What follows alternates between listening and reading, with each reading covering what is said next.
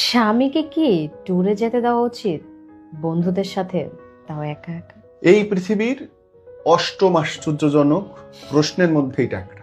স্বামীকে কি তার ছেলে বন্ধুদের সাথে ট্যুরে যেতে দেওয়া উচিত? খাগড়াছড়ি, কক্সবাজার, থাইল্যান্ড। উত্তর খোঁজার আগে তুমি ব্যাখ্যাটা বোঝো যে স্বামীরা ট্যুরে গিয়ে কি করে। নাম্বার 1, তারা একটু লাল পানি খায়। নাম্বার 2, ধুমায় সিগারেট বেশি খায়। নাম্বার 3, তাস খেলে।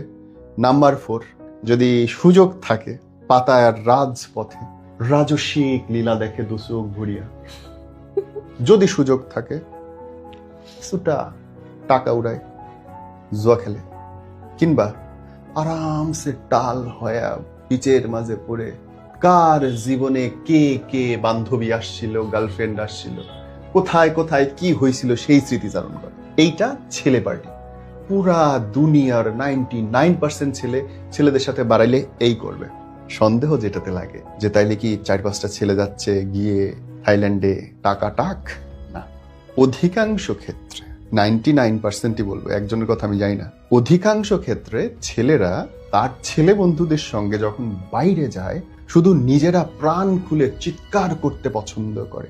নিজের ভেতরে এই যে অফিস, বস, বউ, শাশুড়ি, গ্যাঞ্জাম, এগুলো থেকে বের হয়ে একটু তৃপ্তি পাইতে চায়, বাঁচার স্বাদ পাইতে চায়।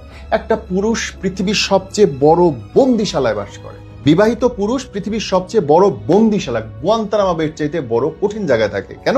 যখন সে ঘরে ঢোকে তখন ঘরের জেলার হচ্ছে তার বউ, যখন অফিসে যায় তার উপরে 7-8 জন বস বয়ে থাকে, যখন বাইরে যায় তার ছেলের সম্মান বাপ, আর যখন গ্রামে যায় তখন বাপের সম্মান ছেলে।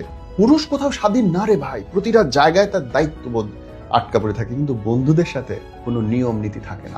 আমি বিশ্বাস করি 3 মাসে একবার করে প্রত্যেকটা পুরুষের ছেলে বন্ধুদের সাথে বউদের বাইরে পাঠানো উচিত। ঘরের টাকা জমা এই নাও, 10,000 টাকা হয়েছে, বন্ধুদের সাথে ঘুরে আসো।